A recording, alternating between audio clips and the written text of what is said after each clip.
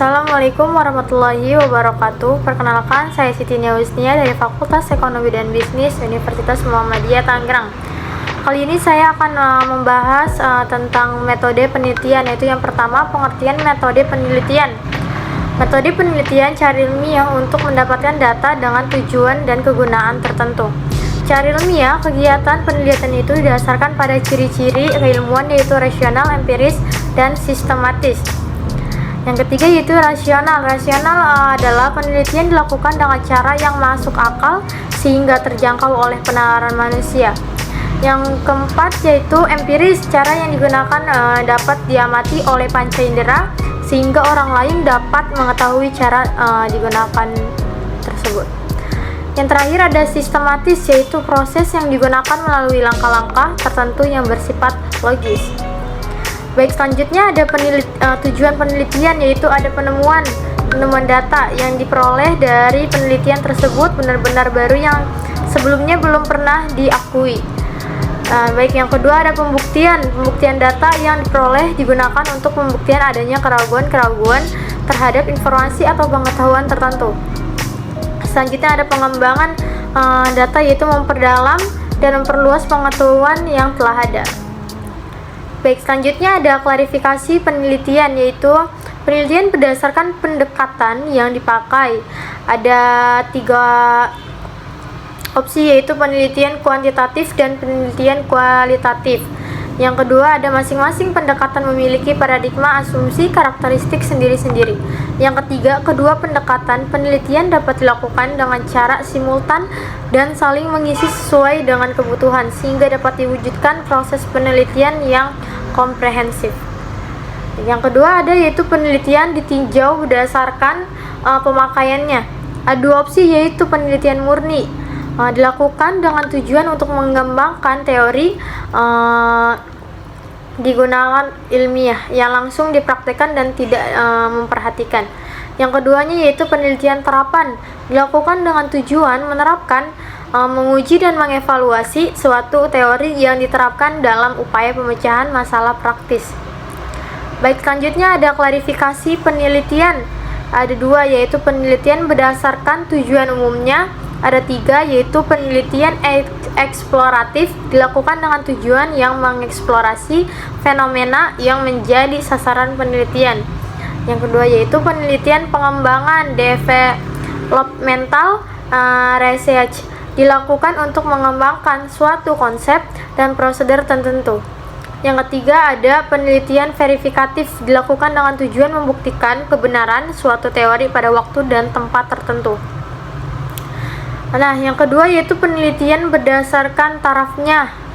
Ada 2, yaitu penelitian deskriptif, merupakan taraf mendeskripsikan variabel yang diteliti tanpa dilakukan analisis dalam keterkaitannya dengan variabel lainnya. Dan yang kedua, penelitian analitik, dilakukan bukan sekedar mendeskripsikan variabel penelitian tetapi dilakukan analisis dalam hubungannya antar variabel-variabelnya. Baik, selanjutnya ada data. Banyak data, yaitu ada pengertian, fungsi, jenis data, cara pengumpulan data, skala pengukuran, dan sumber data. Pengertiannya yaitu kumpulan informasi yang diperoleh dari pengamatan atau pengukuran suatu variabel yang berupa angka, kata, dan simbol. Fungsinya yaitu ada untuk membuat keputusan, perincian, dan evaluasi. Jenis data ada 2, yaitu data kualitatif dan data kuantitatif. Cara pengumpulan data ada 2 juga, yaitu data primer dan data sekunder. Skala pengukuran ada 3, yaitu ada data nominal, data ordinal atau order, dan data interval. Sumber data ada 4, yaitu wawancara atau angket, populasi, sampel, dan observasi.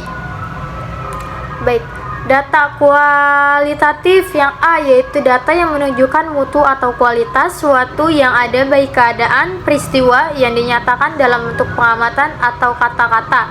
Misalnya wanita cantik, wanita itu cantik, santun, pandai. Contoh data melakukan kuesioner. Data kategori penelitian tentang PHK ada 3 golongan. Yang pertama, perlu pesangon 3 bulan bagi semua yang kena PHK. Yang kedua adalah perlu pesangon bagi yang sudah bekerja minimal 1 tahun. Yang ketiga, tidak perlu diberi pesangon. Baik, yang kedua, data berjenjang. Yang pertama baik sekali, yang kedua baik, yang ketiga sedang, yang keempat buruk, dan yang kelima buruk sekali. Data bersifat relatif ada yang pertama yaitu sering, yang kedua kadang-kadang, yang ketiga jarang, yang keempat jarang sekali. Selanjutnya data kualitatif bisa kuantitatifkan, dibuat angka dalam bentuk original maupun ranking.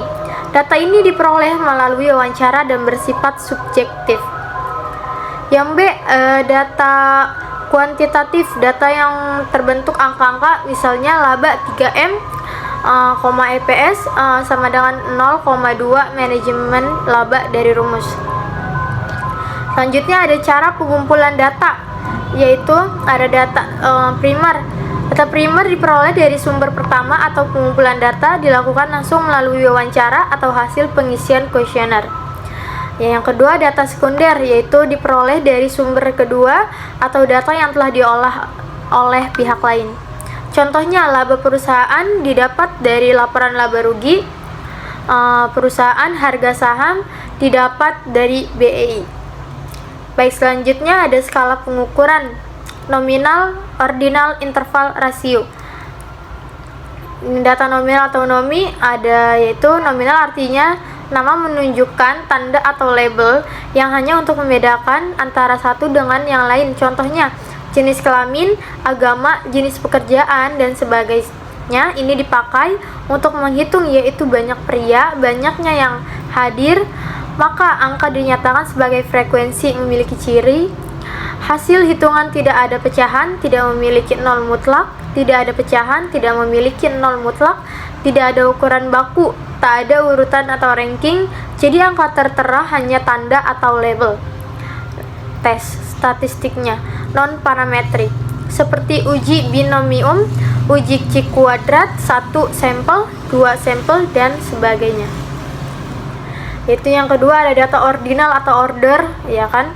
Yaitu data yang memiliki urutan tetapi tidak mempunyai jarak perbedaan yang sama di antara rangkaian urutan tersebut. Artinya data ordinal dapat menyatakan bahwa data tersebut lebih sama atau kurang dari data yang lain.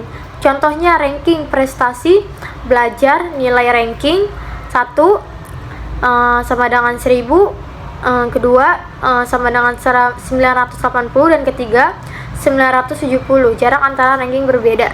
Analisis statistik non-parametrik seperti uji Kolmogorov, Smirnov, 1 sampel, uji Wilcoxon, dan lain-lain. Baik, itu saja yang bisa saya sampaikan. Kurang lebihnya mohon maaf. Wassalamualaikum warahmatullahi wabarakatuh.